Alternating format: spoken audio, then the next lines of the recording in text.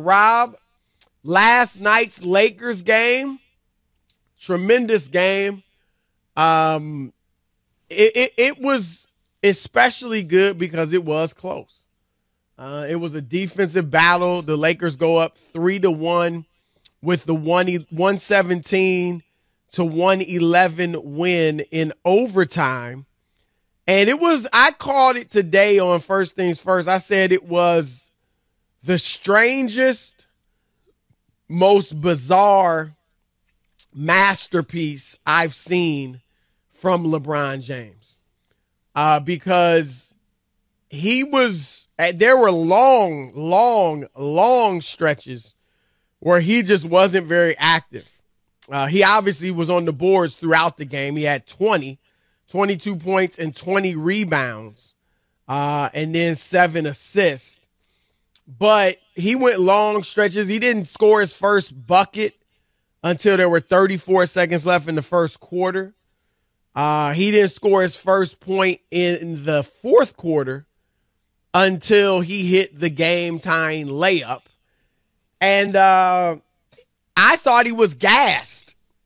I thought he was gassed because he was, letting the other guys kind of do their thing and take control. And he was just kind of doing, the little things. He took a few charges, blocked some shots, 2 shots. That's not a little thing, but he blocked 2 shots and was just kind of, on the side. And then when they needed it, Rob, he came up big and they're down 2. And with less than a second left, he drives right and lays the ball up high off the glass over the outstretched arms of Jaren Jackson Jr., the Defensive Player of the Year, the best shot blocker in the league, lays it over him, hits the layup, ties the game, and just right before the buzzer, and they go into overtime. And then in overtime scores 4 points, including the game-winning layup against Dylan Brooks. Ironically, Dylan Brooks, who said LeBron couldn't go left or doesn't like to go left, said LeBron couldn't take him one-on-one. That Dylan Brooks, LeBron took one-on-one, drove left, and scored while Brooks was fouling him. And those turned out to be the game-winning points. But, Rob, I have thought that this narrative about LeBron James has been foolishness. I've always thought it.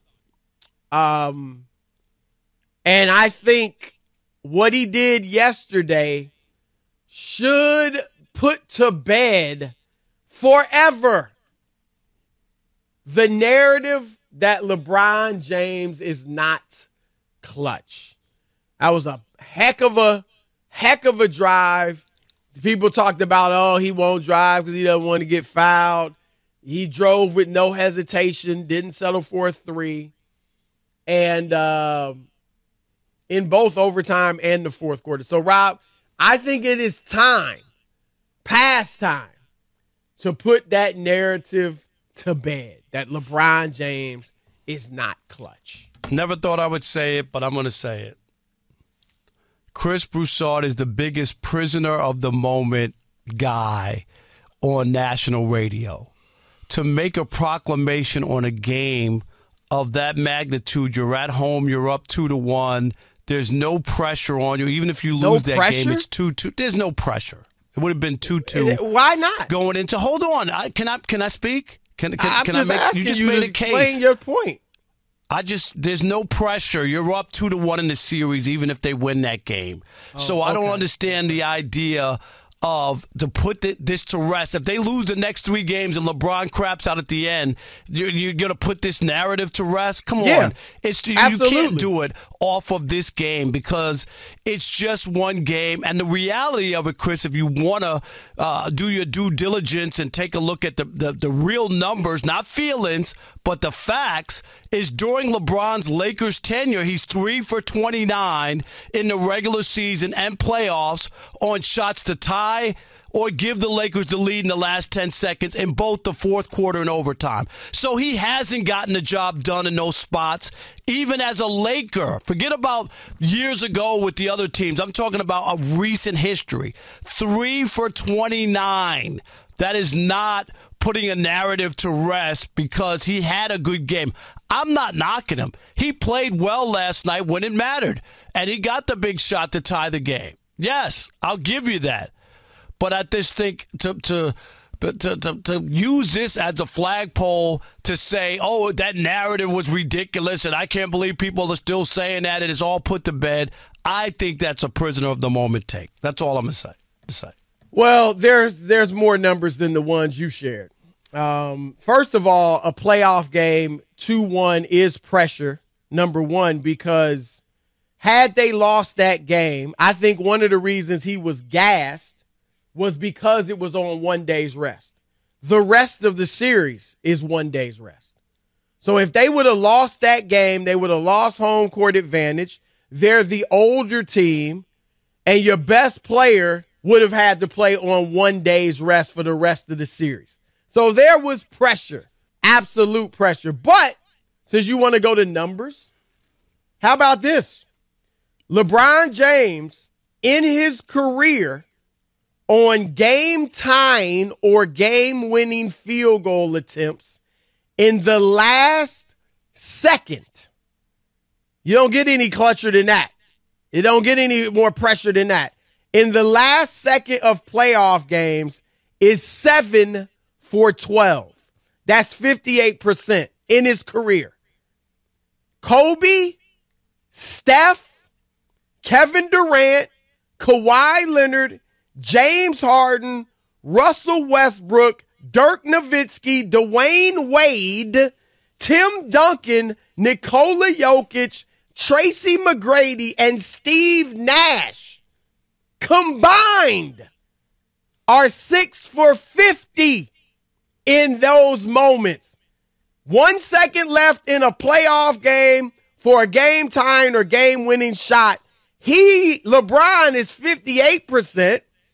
Those legends and MVPs combined are 6 for 50, which is 12%. And so LeBron James by himself has made more clutch shots, at least with that criteria, in the last second of a playoff game than, what is that, 1, 2, 3, 4, 5, 6, 7, 8, 9, 10, 11, than those 12 legends combined. What's 12 How's divided that by for 50? you? How's that? Is that good enough for you? What's 12? No, that's not good. What's 12 divided by 50? It tells me that those guys didn't need to do that they had way less shots or moments to actually have to do that, and LeBron had 12.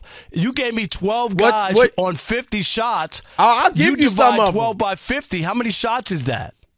That's not even close. 12 by 50?